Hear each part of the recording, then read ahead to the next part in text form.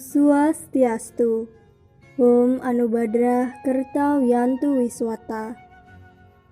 Semoga pikiran yang baik datang dari segala penjuru.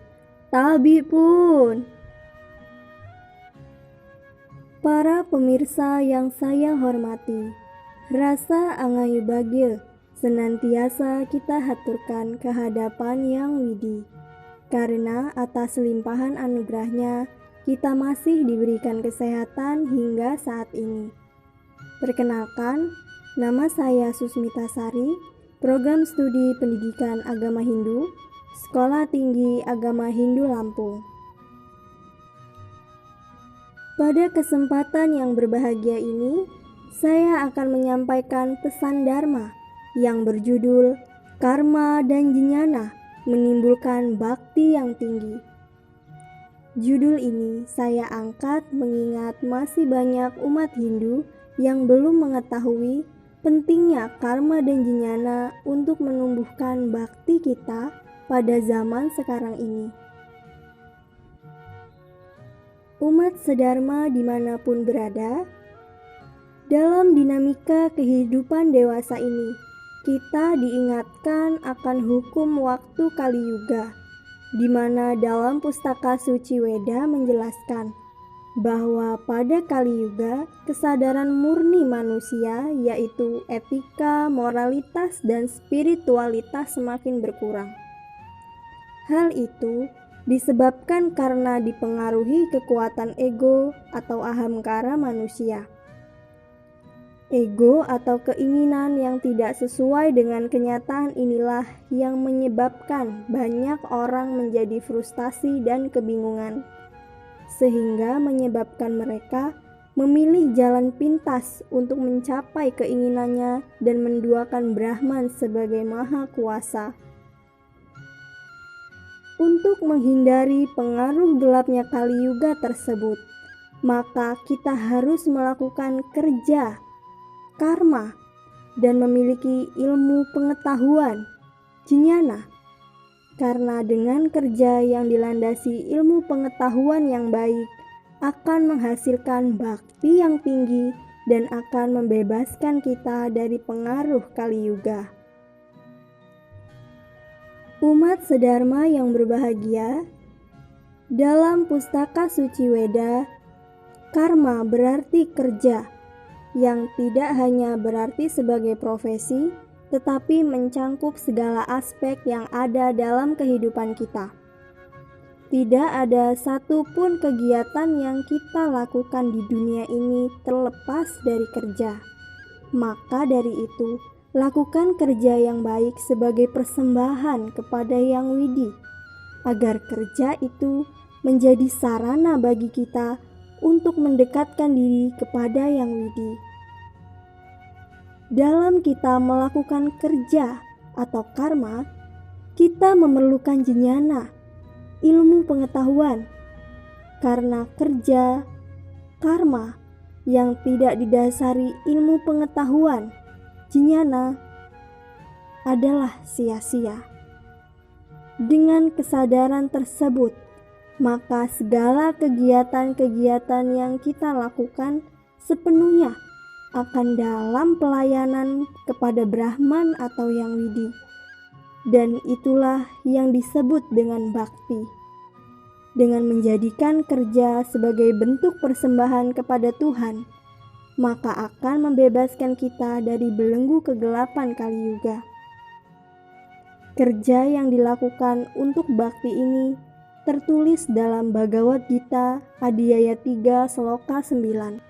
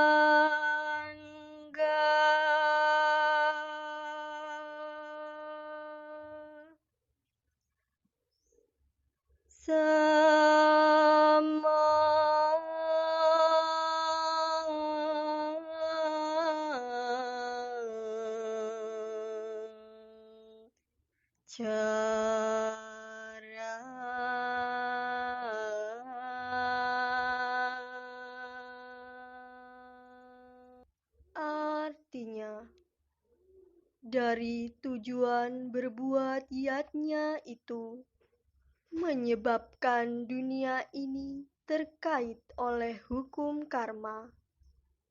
Karenanya, bekerjalah demi berbakti tanpa kepentingan pribadi, wahai Kunti Putra. Umat sedharma dimanapun berada, pengaruh sifat Kali Yuga telah diceritakan dalam sebuah kisah itihasa, di mana suatu ketika Pandawa kecuali Yudhistira bertanya kepada Sri Krishna mengenai Kali Yuga. Sri Krishna memutuskan untuk memberikan mereka pandangan ke masa depan. Sri Krishna kemudian mengambil busur dengan 4 anak panah dan menembakkan 4 anak panah tersebut ke 4 arah yang berbeda dan meminta mereka untuk membawanya kembali. Saat Arjuna mengambil anak panah, ia mendengar seekor burung elang yang memiliki suara merdu. Namun saat ia lihat, ternyata burung elang itu sedang memakan daging kelinci hidup yang merintih kesakitan.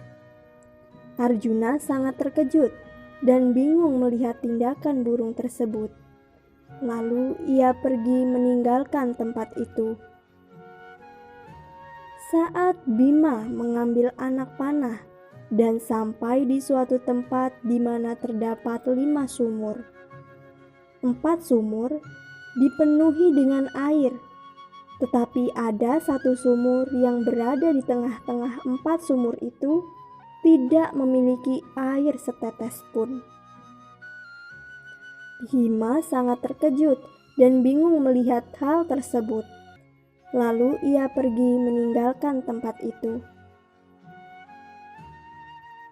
Saat Nakula kembali setelah mengambil anak panah, dan ia tiba di sebuah tempat di mana terdapat seekor induk sapi yang hendak melahirkan. Setelah melahirkan, induk sapi mulai menjilati betis anaknya sampai berdarah.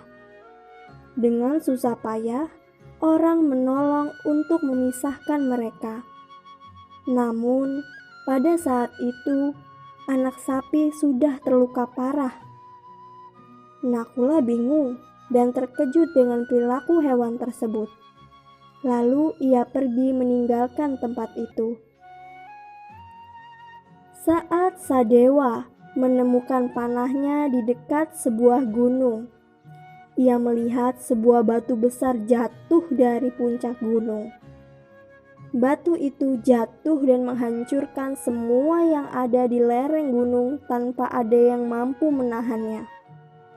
Tetapi akhirnya batu itu bisa berhenti karena ditopang pohon kecil yang kuat. Sadewa sangat kagum dan bingung pada kejadian itu. Lalu ia pergi meninggalkan tempat itu. Ketika mereka telah kembali, para Pandawa bertanya kepada Sri Krishna makna dari semua kejadian itu.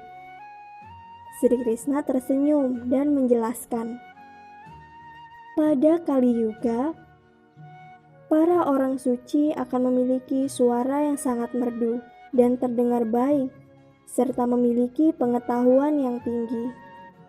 Tetapi mereka akan mengeksploitasi umat dengan cara yang sama seperti yang dilakukan oleh burung elang kepada kelinci. Pada Kali Yuga, orang miskin akan hidup di antara orang kaya yang memiliki kekayaan yang sangat melimpah. Tetapi mereka tidak akan menawarkan 1 sen pun kepada orang miskin. Sama seperti 4 sumur yang tidak memiliki setetes air pun kepada sumur yang kosong. Pada Kali Yuga, orang tua akan sangat menyayangi anak-anaknya, hingga cinta mereka justru akan memanjakan mereka dan akan menghancurkan hidup mereka seperti yang ditunjukkan oleh induk sapi kepada anaknya. Pada Kali Yuga, orang akan jatuh pada hal moral, seperti batu besar yang jatuh dari puncak gunung dan tidak bisa dihentikan oleh siapapun. Akan tetapi, pada akhirnya hanya nama Tuhan yang akan dapat menahan mereka dari malapetaka, sama seperti pohon kecil yang menahan batu besar dari kejatuhan yang lebih lanjut. Umat sedharma, dari kisah itihasa tersebut, ada 3 perilaku yang sangat menonjol terjadi pada Kali Yuga ini, yaitu yang pertama, di mana-mana terjadi kekerasan, mereka menyelesaikan masalah selalu dengan kekerasan. Yang kedua, orang yang memiliki kekayaan ternyata tidak mau berbagi kepada orang yang membutuhkan.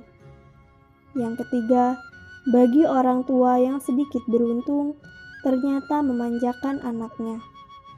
Kalau sudah seperti ini perilaku orang pada zaman kali ini, cara menyangkalnya adalah kita harus berpegang teguh kepada Tuhan, sama seperti batu besar yang dapat ditahan oleh sebatang pohon kecil. Berpegang teguh kepada Tuhan, caranya adalah dengan selalu berkarma baik kepada semua orang, dan menjadikan karma itu sebagai sarana mendekatkan diri kepada Yang Widi. Dengan mendekatkan diri melalui karma dan jnana, akan lebih cepat mendapatkan peningkatan spiritual. Dalam pustaka Hindu Bhagavata Purana disebutkan bahwa jika seseorang memiliki 1. Sifat kasih sayang, baik dalam keluarga, masyarakat, dan lingkungan, secara tulus ikhlas, maka orang itu setelah meninggal dunia, atmanya akan mencapai surga tingkatan pertama. Yang kedua, sifat kasih sayang dan melakukan bakti yang taat, maka orang itu setelah meninggal dunia, atmanya akan menuju alam surga tingkatan kedua. Yang ketiga, sifat kasih sayang melakukan bakti menjadi penyembah atau bhakta yang setia dan taat, maka orang itu setelah meninggal dunia, atmanya akan menuju alam surga tingkatan ketiga. Yang keempat, sifat kasih sayang melakukan bakti menjadi penyembah yang setia dan taat, serta melakukan kerti perbuatan yang berguna untuk orang banyak, seperti mencerdaskan sumber daya manusia, meningkatkan kesejahteraan orang banyak, maka orang itu setelah meninggal dunia, atmanya akan menuju alam surga tingkatan keempat. Yang kelima, sifat kasih sayang, melakukan bakti menjadi penyembah yang setia dan taat, melakukan kerti atau perbuatan, dan mempunyai jnana ilmu pengetahuan yang tinggi, maka orang itu setelah meninggal dunia, atmanya akan menuju alam surga tingkatan kelima. Sedangkan surga tingkatan keenam dan ketujuh hanya dapat diraih oleh para yogi yang telah mampu memusatkan diri dan selalu melakukan yoga yang mampu membawanya mencapai alam tertinggi yaitu moksa dan menyatu dengan Brahman atau yang widi. Dengan mengetahui dan mencoba melaksanakan semua hal tersebut, maka yang pertama, orang tidak akan lagi menyelesaikan masalah dengan menggunakan kekerasan, karena sudah menyadari bahwa menyelesaikan masalah dengan kekerasan hanya akan membawa kehancuran bagi diri sendiri dan juga orang lain. Tanamkan rasa kasih sayang dalam diri, maka kita tidak akan pernah dihinggapi rasa amarah kepada orang lain. Yang kedua, orang akan mulai mau berdana karena seperti yang tersurat dalam kitab suci Bhagavad Gita, Adhyaya 18 Sloka 5 menyebutkan beryatnya, berdana, dan tapa brata jangan diabaikan, melainkan harus dilakukan. Sebab yatnya, berdana, dan tapa brata adalah penyuci bagi orang yang arif bijaksana. Yang ketiga, orang tua tidak lagi terlalu memanjakan anaknya, karena akibatnya anak akan menjadi pemalas dan justru akan menghancurkan masa depannya. Ajari sejak dini ajaran-ajaran moral, etika, dan spiritual kepada anak, agar ia tumbuh menjadi anak yang baik dan menjadi putra yang suputra. Dengan kita memahami semua hal ini, maka kita akan hidup dengan selalu teguh pada ajaran Weda, dan kita tidak akan terpengaruh kegelapan Kaliyuga.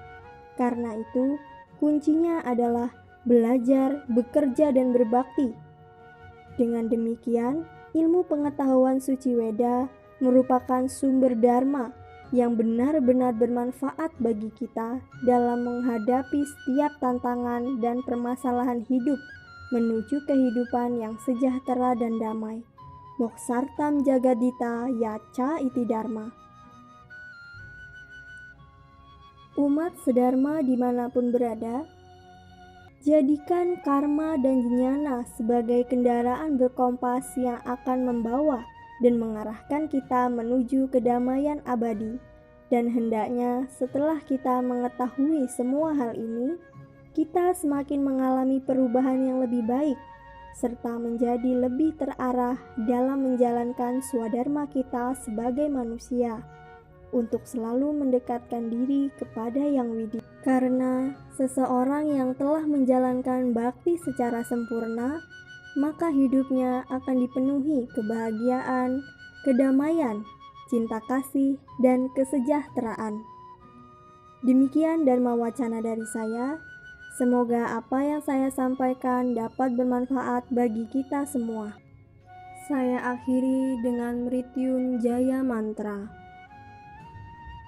Om Asatu Masatgamaya Tamasoma Jyotirgamaya Mrityorma Amrityam Gamaya Loka Samasta Sukino Bhavantu Loka Samasta Sukino Bhavantu Loka Samasta Sukino Bhavantu. Om Santi Santi Santi. Om